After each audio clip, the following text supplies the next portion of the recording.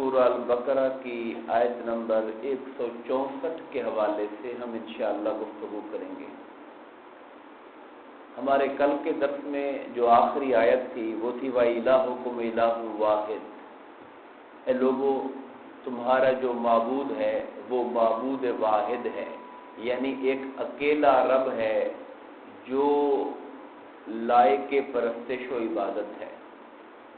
لا الہ الا ہو، اس کے سوا کوئی لائق عبادت نہیں۔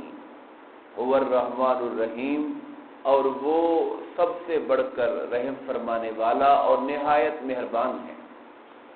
اب اس آیت کریمہ کے بعد جس میں اللہ تعالیٰ نے اپنی معبودیت کا اعلان کیا تھا، اگلی آیت میں اللہ تعالیٰ نے کائنات سے اپنے ہونے اور اپنے واحد ہونے اور معبود ہونے کے حوالے سے کائنات انفس و آفاق سے نشانیوں کا ذکر فرمایا۔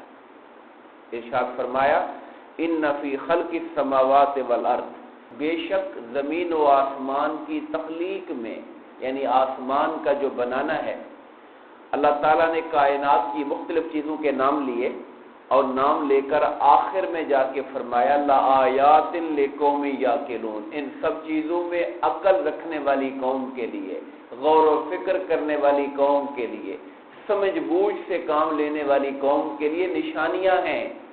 یہ جو میری کائنات ہے اور کائنات کے اندر جو بکھری ہوئی چیزیں ہیں جن کا ذکر اللہ نے ایک ایک کر کے اس آیت میں کیا، جس کا ہم بیان کریں گے، کہا ان سب میں نشانیاں ہیں غور و فکر کے لیے۔ کس بات کی نشانیاں ہیں؟ اللہ کے ہونے کی نشانیاں، کہ اللہ ہے۔ پھر اللہ تعالیٰ کے واحد اور اس کی وحدانیت کی نشانیاں ہیں کہ وہ اکیلا یکتا اور تنہا ہے، کوئی اس کے ساتھ شریک بھی نہیں ہے۔ چونکہ وہ خالق ہے، مالک ہے، رازق ہے، اس لیے وہی مستحق ہے کہ عبادت بھی اسی کی کرنی چاہیے۔ اب ان چیزوں کے نام سنیے، اور ہم اتنا وقت نہیں ہے، یہ تو ایک ایک چیز پر الگ الگ سے جمعے کے خطابات کا موضوع ہے کہ بے شک زمین و آسمان کی تخلیق میں، اب آخر والی آیت جوڑیے، اللہ کی نشانیاں ہیں۔ اب آسمان کی تخلیق میں کیا نشانیاں ہیں؟ سورہ ملک میں اللہ پاک فرماتا ہے کہ آسمان کی طرف دیکھو، بغیر عمد ترونہا، ہم نے بغیر کسی ستون کے اتنی بڑی چھت کو بنا رکھا ہے۔ یہ آسمان کو ایک چھت سمجھو، اور اس چھت کو ہم نے بغیر کسی ستون کے کھڑا کر رکھا ہے۔ یہ ہمارے چھوٹے سے حال ہوتے ہیں، یہ بغیر ستون کے نہیں ہوتے، یا آپ اس کے پلر دیتے ہیں یا اس کے بیم بناتے ہیں تاکہ اس کو سپورٹ ملے، مگر پوری کائنات کے اوپر چھائی ہوئی ایک چھت ہے آسمان کی، نہ اسے اوپر سے کوئی لٹکایا گیا نہ نیچے سے کوئی اس کو ستون دیا گیا۔ اللہ پاک نے کہا کہ لوگوں اپنی نگاہ اٹھاؤ، میری آسمانی کائنات میں دیکھو، تمہاری نگاہ تھک کر واپس آ جائے گی، مگر اس کائنات میں تمہیں کوئی کمی نظر نہیں آئے گی۔ اسی طرح زمین کے اندر فرمایا کہ تمہارے لیے نشانیاں ہیں۔ اب آج کی جو سائنٹیفک ہماری دنیا ہے اور سائنسی دنیا ہے، انہوں نے بڑا کچھ ہمیں بتا دیا کہ یہ زمین خود اپنے محور کے گرد بھی گھوم رہی ہے، یہ زمین سورج کے گرد بھی گھوم رہی ہے، اور یہ ساری کائنات بھی گھوم رہی ہے، یعنی کائنات کے تمام جو سیارے ستارے ہیں وہ سارے کے سارے اپنے ایک محور پر۔ قرآن نے سورہ یاسین میں کہا کل فی فلک یسبحون، ہر شے اپنے مدار میں تیر رہی ہے۔ یہ قرآن کا ہے، ہر شے، کائنات کی ہر شے طواف کر رہی ہے، اور وہ طواف اس رب کائنات کی عظمت کے اعتراف میں کیا جا رہا ہے۔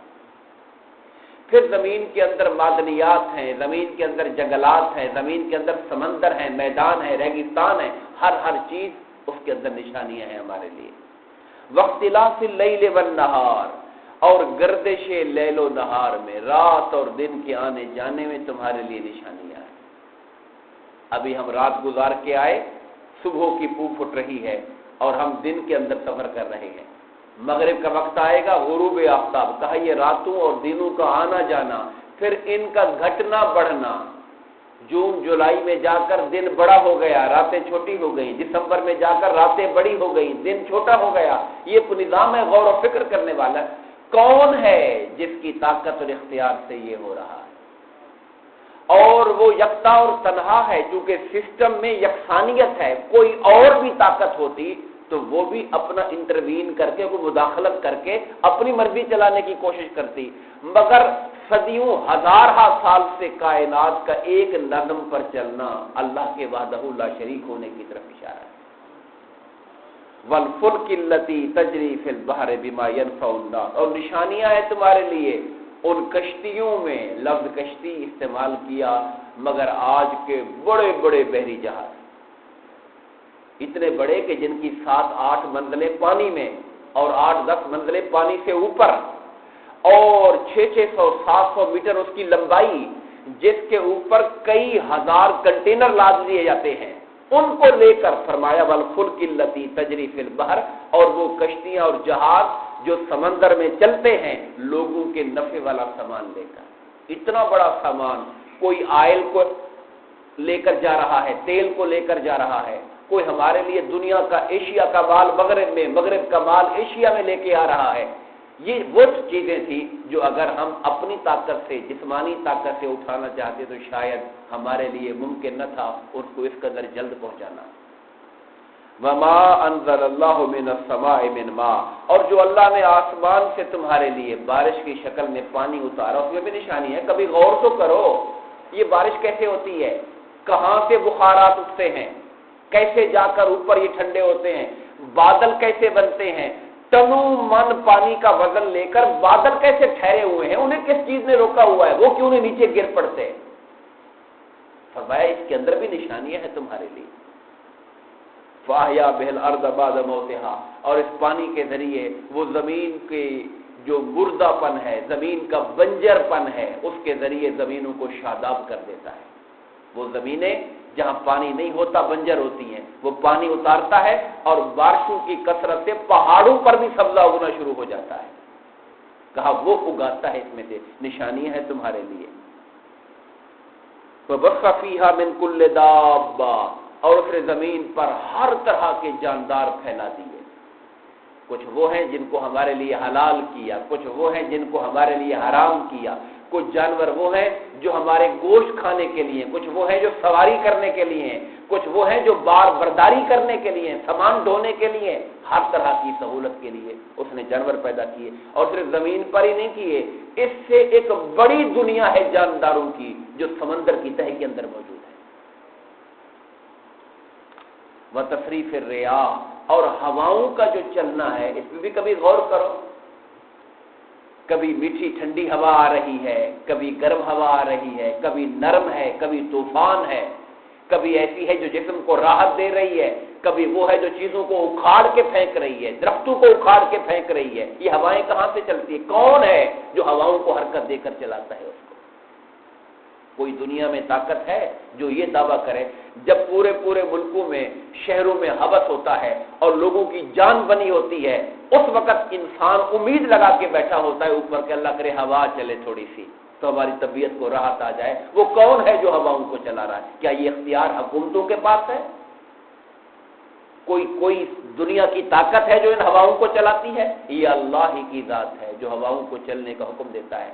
اور پھر ہم نے ہواؤں کے بھی نام رکھے ہوئے ہیں، کوئی باد صبا کہلاتی ہے، پھر اس کے مقابلے میں ہم یہاں یوز نہیں کرتے، باد دبور ہوتی ہے، صبا اچھی ہوا کو کہتے ہیں۔